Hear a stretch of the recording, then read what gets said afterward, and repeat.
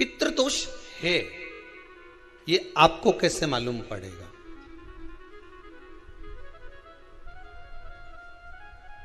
पितृ भूखे हैं, इसका तो वर्णन हमने पहले कर दिया कि रात्रि को जब आप सोने के बाद में 1-1.5 घंटे बाद अगर आपकी नींद खुल जाए, 1 घंटा 1.5 घंटा आप सो लिए, उसके बाद जो नींद खुली तो 1-1.5 घंटे तक अगर आपको नींद नहीं आ रही है, रात्रि को सोने के बाद में 1 घंटे बाद जब उठे तो आपको प्यास लग गई,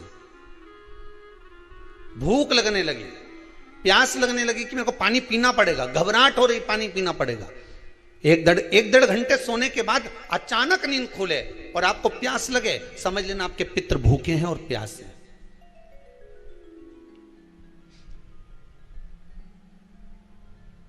वो भूखे और प्यासे हैं, उनको जल की जरूरत है।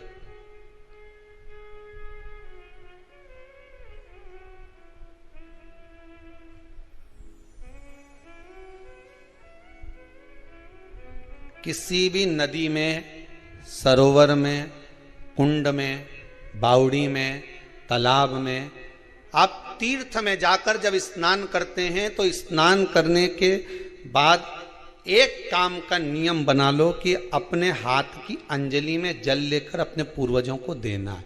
प्यासे रहते हैं, भाग मांगते हैं।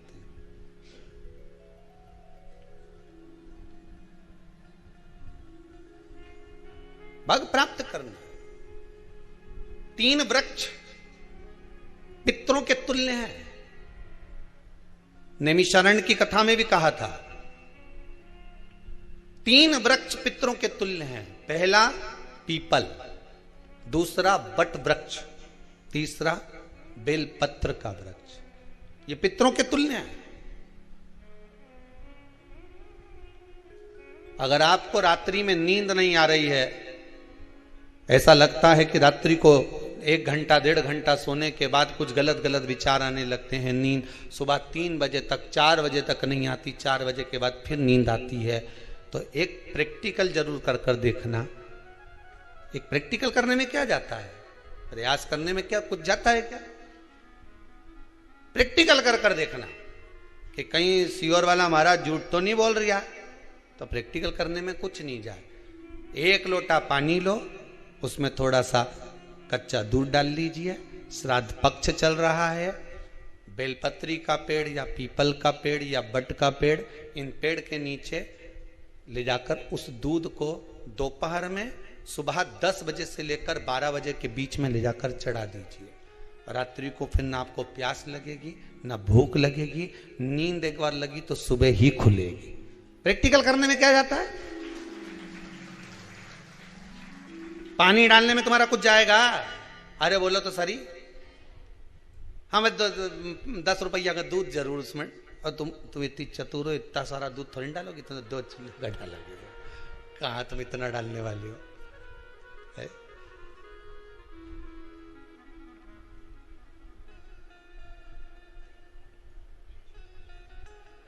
कहा बहुत चतुर लोग हो रहे संसार में हो। भले पूजन पाठ नहीं करे, पर कहीं का एकदम मिलने आ जाए ना, क्या अम्मा जी है क्या पाठ कर रही है, फिर वो भी बैठ गई तुरंत, अभी तो सोई थी,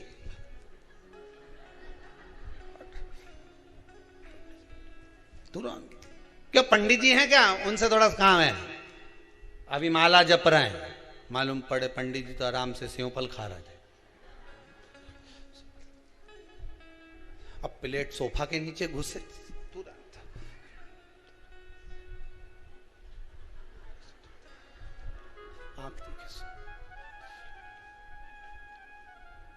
प्रैक्टिकल करने में क्या जाता है?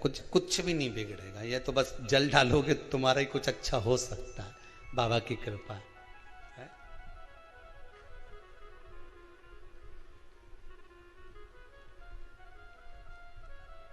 3 वृक्ष पितरों के तुल्य हैं। पहला जम के बोलिए पीपल, दूसरा बट वृक्ष, तीसरा बेलपत्री का वृक्ष। 3 पीपल के वृक्ष में 52,000 ब्राह्मण एक साथ निवास करते हैं, इसलिए पितृतुल्य है। बट वृक्ष ब्रह्मा जी के मस्तक से बना, इसलिए पितृतुल्य है। और बेलपत्री का वृक्ष माता पार्वती जी के अश्रु से बना। जब आंसू गिरे थे माता जगत जननी जगदम्बा पार्वती के, उस समय पर पितृलोक में हलचल उत्पन्न हो गई थी। हमारी नातिन की आंख में आंसू कैसे आ गए? मैनावती की पुत्री है,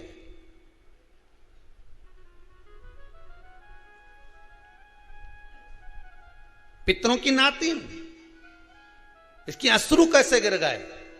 पार्वती जी ने कहा ये आंसू नहीं, मेरा पुण्य भाग प्रकट करती हूं बेलपत्री के रूप में। तो पितरों ने वर दिया था कि ये बेलपत्री का वृक्ष हमारा आशीर्वाद है, इसके नीचे अगर कोई दीप लगाता है, शिव को स्पर्श कर चढ़ाता है, उसके पितरों की शांति होगी। हम स्वयं उसको आशीर्वाद देने के लिए पधारेंगे। बेलपत्र का वृक्ष पितृतुल्य।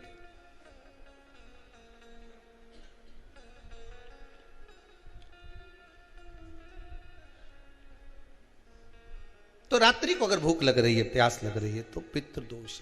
दूसरा पितृदोष का लक्षण बताया, घर में कोई शुभ कार्य ना हो, वंश की वृद्धि ना हो।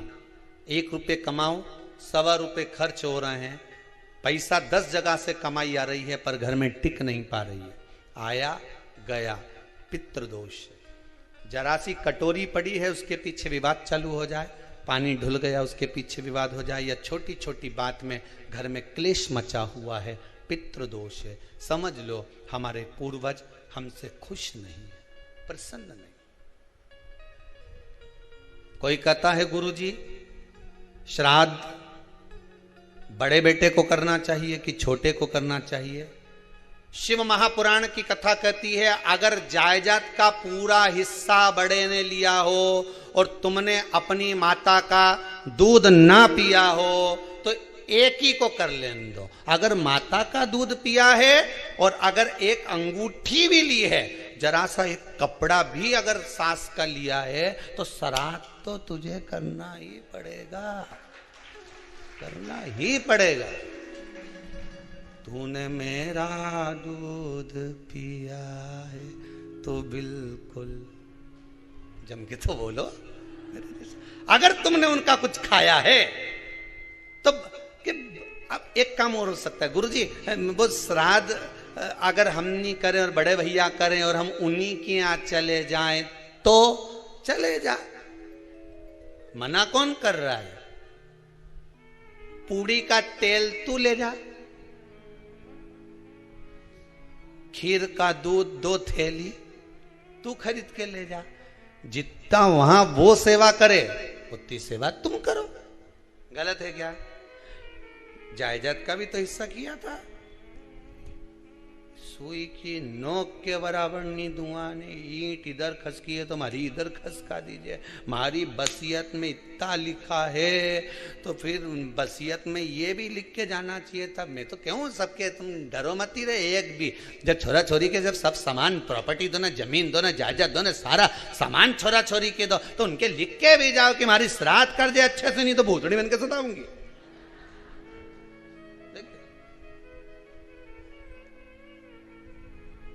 श्राद्ध करो। कितना दिया तुमको? बोलो, ईमानदारी से बोलना, कितना दिया? ढेरों। और एक बात बहुत अच्छे से कहूंगा, आप लोगों के जीवन में उतरे। अगर मायके में भाई, मायके में भाभी, मायके के लोग अगर आपके माँ बाप का श्राद्ध नहीं करते हैं तो बेटी भी अपने माता पिता का श्राद्ध कर सकती है। उसने भी दूध पिया है अपने माता पिता का, पर वो श्राद्ध का भोजन कौन कराएगा? बेटी का पुत्र हो, बेटी की पुत्री हो, वो कराए। और नाम वो नाना नानी का ले ले करे। अगर वो नहीं कर रहे हैं, वो नहीं संभालते, वो नहीं जानते, तो आप करो, तो करे। 2 भाग होते हैं। जब एक रोटी गाय के मुख में दी जाती है, गाय के मुख में जब हम रोटी देते हैं, एक रोटी जब देते हैं, या तो गाय के मुख में 16 श्राद्ध में जब रोटी देते हैं तो रोटी को बीच में से तोड़कर, रोटी का जो भाग होता है उसको, मतलब ऊपर से फुलका का परत नहीं निकालना है, रोटी जो सीधी सीधी है ना, जैसे ये रोटी है तो इसको बीच में से तोड़ लिया, 2 भाग विभाजित कर लिया, नीचे वाले भाग में भी थोड़ा सा गुड़ शक्कर रख लिया, ऊपर वाले भाग में भी गुड़ शक्कर रख लिया, एक के ऊपर एक रोटी को रख लिया, वो गाय को दी। तो अपन श्राद्ध पक्ष में 2 पूड़ी का प्रमाण है कि गाय को 2 रोटी दी जाती है, कुत्ता को 2 रोटी दी जाती है। 2 पूड़ी रख के देते हो, देते आप लोग को तो देते होगे, 2 पूड़ी के ऊपर पूड़ी रखकर, थोड़ा सा मीठा रखकर, नमकीन रखकर, कुत्ते को भी देते, 2 पूड़ी तोड़कर कागा को भी देते। 2 पूड़ी का प्रमाण कहां से आया?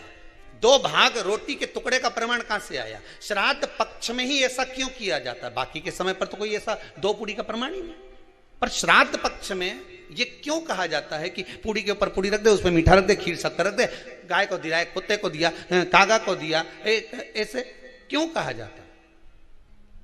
उसका कारण क्या होता है? उसका केवल एक कारण है, जो नारी ने भोजन का निर्माण करा है, जो घर की बहू भोजन बनाई है, जो घर की बेटी ने भोजन बनाया है, घर की माता ने भोजन बनाया है। महाराज, पिता पुरुष एक कुल को तारता है, बेटी 2 कुल को तारती है। जब श्राद्ध पक्ष में 2 भाग रोटी के कर कर गाय को देती है तो 1 भाग तो उसके ससुराल वालों को मिलता है।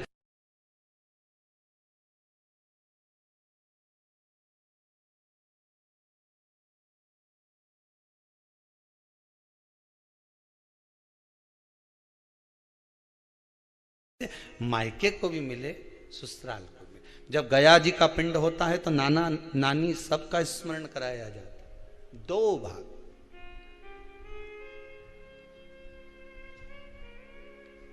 पुण्यता प्राप्त। अब लोगों को मालूम तो है नहीं कि 2 पूड़ी क्यों रखते हैं, उसका कारण वर्णित है शास्त्रों। दोनों पक्ष तारने के लिए, दोनों पक्ष का स्मरण कराने के लिए। महाराज, बिंदु प्रेत योनि में पड़ा, चंचुला देवी उनके मोक्ष का प्रयोजन कर रही है, प्रयास कर रही। क्या करा जाए कि इनको मोक्ष मिल जाए? कहा शिव महापुराण की कथा। पार्वती मैया की सहेली बन गई और पार्वती मैया ने शिव महापुराण में प्रेत योनि से मुक्त होने के लिए कहा, तुम रुका जी के यहाँ जाओ, देवऋषि नारद के पास जाओ। नारद जी ने तुमरुका जी के पास भेज दिया। क्यों? नारद जी जानते हैं मैं कथा नहीं कर सकता, मैं कथा सुन सकता हूं पर कह नहीं सकता, कहने के लिए मुझे बैठना पड़ेगा, सुनने के लिए हो सकता है कि मैं चले जाऊं, वापिस आकर बैठ जाऊं।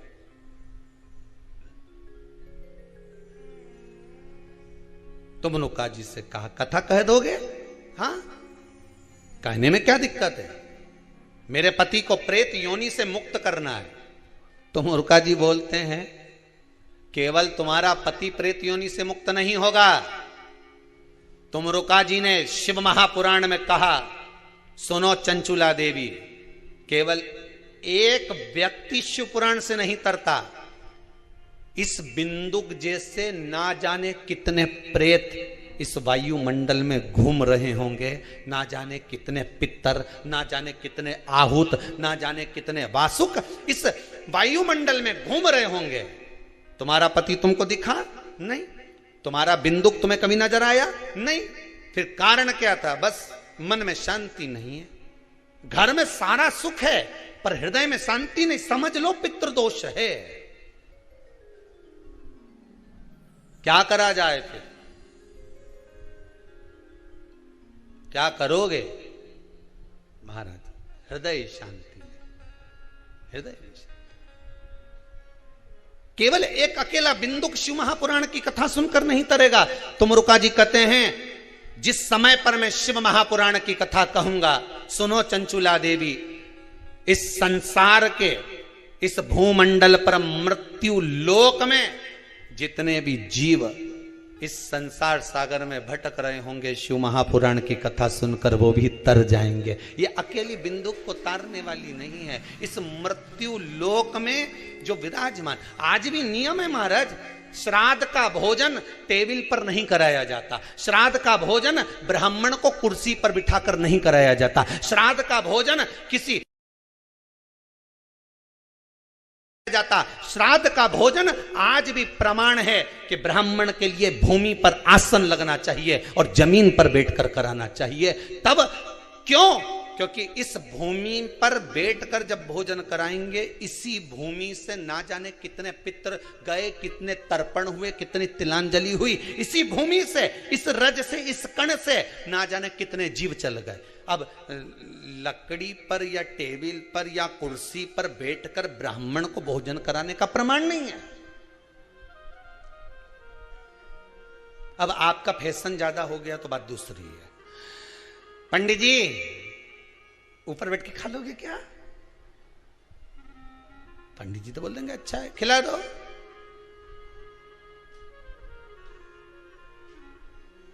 ऊपर बैठ के क्यों? वो झुकने में थोड़ी सी कमर लचक जाए, क्योंकि खीर परसेगी तो झुकना पड़ेगा। अब ब्राह्मण अगर भोजन करने आसन पर बैठेगा, तुम अगर थोड़ा झुककर परसोगी, ब्राह्मण के सम्मुख में आप थोड़ा सा भोजन कराते समय झुकोगी। जरा विचार करिए, यशोदा मैया के घर में संतान नहीं थी। यशोदा जी श्रावण के महीने में श्रावणी करने आए हुए ब्राह्मण को मात्र खीर परोसने के लिए गई थी।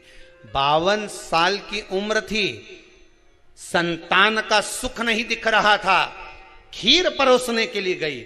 उतनी देर में ब्राह्मणों ने देखा इनके घर में संतान नहीं है, पुत्र भव कह दिया। और यशोदा जी के पति श्री नंदराय जी कह रहे हैं कि बाबा मैं 60 का, ये 55 की, बाल हो गए धोले, और तुम कह रहे हो पुत्र होगा। कहां से होगा? ब्राह्मण कहते हैं ब्राह्मण जब भोजन करता है, भोजन करते समय जब वर देता है, वो वर गलत नहीं हो सकता, कहीं से भी आएगा, पर छोरा तो आएगा। और आया, कहीं से भी आया, पर पुत्र आया, क्योंकि आशीर्वाद दिया था। श्राद्ध पक्ष का भोजन टेबल पर नहीं, कुर्सी पर नहीं, श्राद्ध पक्ष का भोजन ब्राह्मण को आसन लगाकर जमीन पर कराना चाहिए, भूमि पर।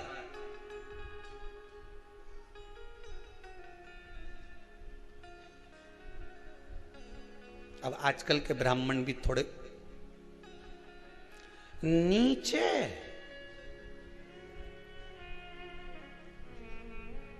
अगर हम टेबल पे ही जीम लें तो जी अब क्या बोले भी तो क्या बोले, तुम ही बताओ।